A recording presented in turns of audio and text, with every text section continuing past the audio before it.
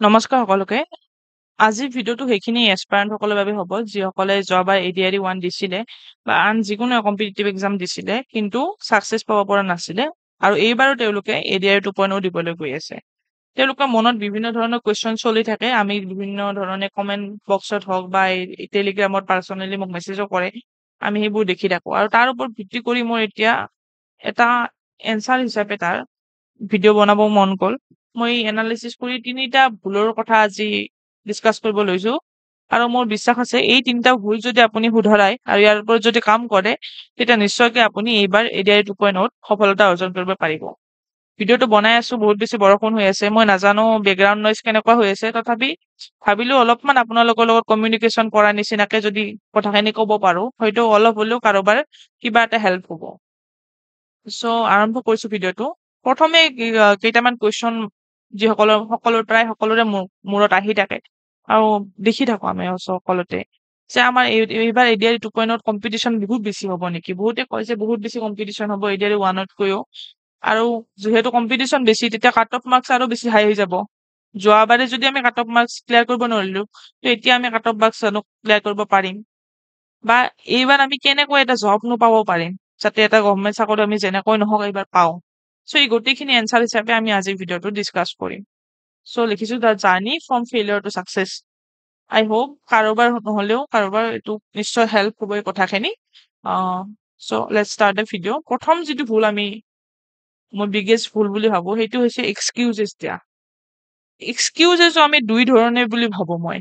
প্ৰথম excuse start কেতিয়া হৈ জানে, যেতিয়া আমাৰ ফৰ্ম ফিল আপ হয়, এক্সামটোৰ কাৰণে যেতিয়া ফৰ্ম ফিল আপ হয়। ফৰ্ম ফিল আপৰ টাইমত আমি কি কৰো, নিজকে কওঁ যে এইবাৰ আমি বেষ্ট দিম, যোৱাবাৰ যি হ'ল মই নিজকে বেষ্ট দিম আৰু এইবাৰ চাকৰি পাম। এইবাৰ প্ৰথমবাৰ যেতিয়া দিছিলে ফৰ্ম ফিল আপ কৰোঁতে জোচটো বহুত বেছি আছিলে, হয়তো চিলেবাছটো বিচাৰি চাইছিলে, পুৰা জোচ হাই আছিলে। বাট কেইদিনমান যোৱাৰ পিছত কি হয়, আমি এক্সকিউজ দিয়া ষ্টাৰ্ট কৰো যে কওঁ এইমাত্ৰ ফৰ্ম ফিল আপ হৈছেহে, এক্সাম চাগে বহুত দিন আছে, বা এনেকৈ গৈ যেতিয়া আজি পঢ়িম কালি পঢ়িম গৈ এডমিটৰ খবৰ আহে। যেতিয়া এডমিট দিয়ে পুনৰ আকৌ আমাৰ জোচটো হাই হৈ যায়, আমি পুনৰ পঢ়িব ধৰো। এডমিটৰ পিছত যদিও এমাহ মান গুচি যায় তেতিয়া লাগে চাগে আৰু বেছি দিন আছে, এতিয়া নপঢ়ো। তেতিয়া আকৌ এক্সামৰ যেতিয়া কাষ পাই যায়, মানে ঠিক আছে তেতিয়া 2-3 দিন আহি যায়, তেতিয়া 2-3 দিন আহি যায়, 2-3 দিন বাকী থাকে, তেতিয়া কি হয় সেই 2-3 দিনতো আমি ভিডিঅ' চাবলৈ ষ্টাৰ্ট কৰো। সেই এডমিটৰ পিছত সেই এমাহ সময় বা 2 মাহ সময়ও আমি ছাৰ্ভাইভ কৰিব নোৱাৰো, পঢ়িব নোৱাৰো। 2-3 দিন আগত যেতিয়া আমি ইয়াত গিভ আপ কৰি দিওঁ, এই 1-2 মাহতে 2-3 দিন আগত আমি ভিডিঅ' চাওঁ যে how to clear the exam in 2 days। 2 days কেনেকৈ ক্লিয়াৰ কৰিব পাৰো, এনেকুৱা কৰাও বহুত মানুহ আছে। এনেকুৱা ফেজো আহে কেতিয়াবা। চ' এই কেনেকুৱা ধৰণৰ এক্সকিউজ আমাৰ চলি থাকে। এক্সকিউজ ফৰ্ম ফিল আপৰ পিছত পঢ়িম বুলি কেতিয়া এক্সাম আহি যায়, কেতিয়া how to clear the exam in 2 days চাবলগীয়া হয়, সেইখিনি আমি গমেই নাপাওঁ, সময়খিনি কেতিয়া গুচি যায়। 2 নম্বৰতে মই ভাবো এক্সকিউজ, আকৌ এটা এক্সকিউজ দিয়া হয় আফটাৰ দ্য এক্সাম ৰিজাল্ট, যে ব্লেম দ্য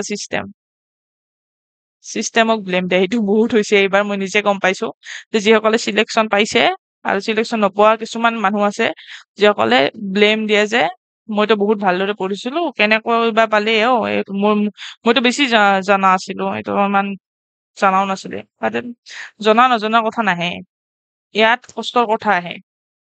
কিমান সেই এস্পাৰেণ্টজনে পিছত কষ্ট কৰিছে কিন্তু তুমি দেখা নাই, বা সন্মুখত তুমি দেখি থকা সেই দুখীয়া ঘৰৰ ছোৱালীজনী, দুখীয়া ঘৰৰ ল'ৰাজনে যেতিয়া জব পাইছে তেওঁ কেতিয়া পইচা দি পাব, সেইটো নিজেও জাষ্টিফাই কৰিব নোৱাৰে কেনেকৈ, বা নিজকে নিজে এক্সকিউজ দি আছে কিছুমানে। এইটো বহুত ভুল কথা। চিষ্টেমক ব্লেম দি লাভেই নাই। কোনোবা ডাঙৰ মানুহ দিলেও বেলেগ কথা, যদি আমি এস্পাৰেণ্ট হৈ কেতিয়াও চিষ্টেমক ব্লেম দিব নালাগে। আগতে নিজে কষ্ট কৰা, নিজে 100% দিয়া, তাৰপিছত যদি কিবা ৰৈ গৈছে, তাৰপিছত আমাৰ চিষ্টেমো আছে নহয়, আমি ITI কৰিব পাৰো, ITI কৰা। য'ত কাট অফ মাৰ্কছ থাকে, মই এটা কথা ক'ব বিচাৰো, য'ত কাট অফ মাৰ্কছ দিয়া থাকে আৰু য'ত কুৱেশ্যন পেপাৰখন পোৱা যায়, তাত কেতিয়াও আমি এইটো ক'ব নোৱাৰো চিষ্টেমক ব্লেম দি লাভেই নাই, তেতিয়া ITI বোলা চিষ্টেম এটা আছে। চ' প্ৰথমতে আমি ইয়াৰ সলিউশ্যন কি হ'ব পাৰে, একচেপ্ট ইয়ৰ মিষ্টেকটো একচেপ্ট কৰা। মই জানো যে বহুতে অলৰেডি মিষ্টেক একচেপ্ট কৰিছে, মই পঢ়া নাছিলো, মই নিজে গম পাওঁ, মোৰ যোৱাবাৰ একো পঢ়া হোৱা নাছিলে, মই এনেই গৈ এক্সাম দিছিলো, মোৰ লগৰবোৰে পঢ়ি এক্সাম দিছিলে, তেওঁলোকে পালে, এইবাৰ ময়ো পঢ়িম, এইবাৰ ময়ো জব পাম। যেতিয়াই নিজৰ মিষ্টেক একচেপ্ট কৰিবা তেতিয়াই আৰম্ভ হয় আমাৰ জাৰ্ণিটো। তেতিয়া 50% ডান হৈ যায়। ঠিক আছে, তেতিয়া 50% আমাৰ চাকচেছৰ ফালে ৰাস্তা ডান হৈ গৈছে। আমি মিষ্টেক একচেপ্ট কৰিছো, আমি এতিয়া আমি নিজৰ ওপৰত কাম কৰিব লাগিব। চ' মিষ্টেক একচেপ্ট কৰিছো, start looking for the solution. কি মিষ্টেক হৈছিল? মই গম পালো যে মই মেথছত দুৰ্বল আছিলো, মই গম পালো মই জিকে দুৰ্বল আছিলো। মইতো মেথছ আৰু ৰিজনিং পাৰিছিলো, কিন্তু মই জিকে পৰা নাছিলো। তো সেইটো মোৰ সলিউশ্যন যে মই এইবাৰ জিকে বেছিকৈ পঢ়িব লাগিব। চ' মই জিকেৰ ওপৰত ৱৰ্ক কৰিম, জিকেৰ ওপৰত কাম কৰিম। সদায় নিজৰ ফালেদি সদায় ৰিয়েল হোৱা, নিজে নিজক লৈ, বেলেগ বাদ দিয়া। বাকী দুনিয়াখন এতিয়া চাইড কৰা, আমি নিজে নিজকে ইম্প্ৰুভ কৰিব লাগে, নিজে নিজৰ মিষ্টেকটো বাদ দিয়া। আমাৰ মেইন গ'ল হৈছে জবটো পোৱা।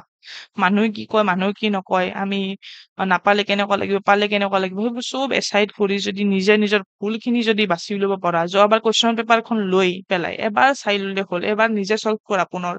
তাত দেখিবা যে কোনকেইটা ভুল হৈছে।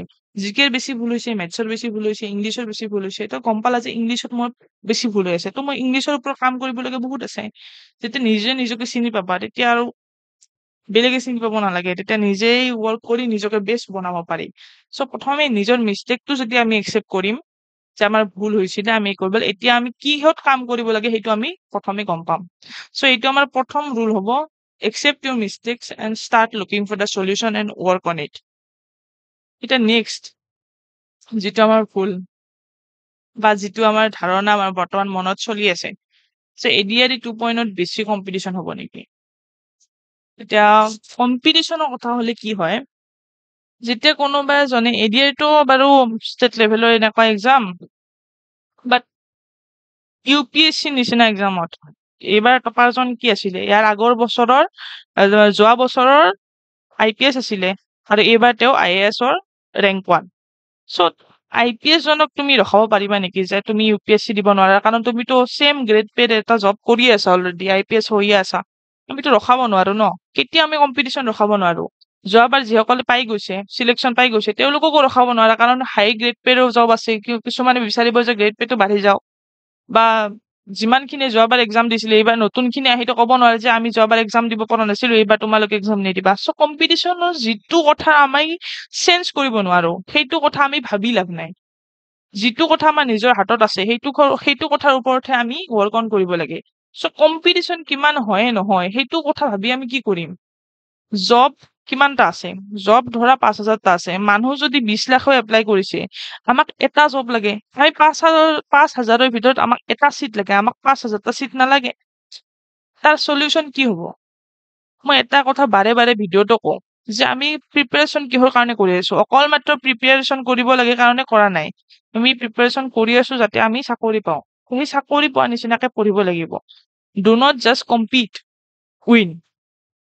জিকা কেৱল কম্পিট কৰাতে আমাৰ মতলব নহয়, আমি জিকিব লাগে, আমি জবটো পাব লাগে। ইয়াতে ফাৰ্ষ্ট, ছেকেণ্ড, থাৰ্ড ৰেংক সেইবোৰ কথা ভাবিব নালাগে। আমাৰ এটাই মাত্ৰ লক্ষ্য যে এটা মাত্ৰ জব লাগে আমাক। সেই জবটোৰ প্ৰতি আমি লক্ষ্য ৰাখি তাৰ কাৰণে আমি কাম কৰিব লাগিব। কম্পিটিশ্যন তুমি হোৱা না বেলেগৰ বাবে।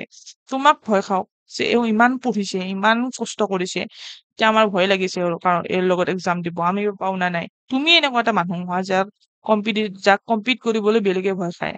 বেলেগৰ কথা ভাবিব নালাগে, ঠিক আছে? কেৱল নিজক ইম্প্ৰুভ কৰাৰ কথা ভাবা। এইবাৰ বিৰাট কোহলি এটা বহুত ভাল কথা কৈছিলে, সকলোৱে চাগে মনত আছে, যেতিয়া তেওঁলোকৰ চান্স বহুত কম আছিলে IPL-ত। বাট কৈছে there is a 1% chance, and sometimes that chance is good enough.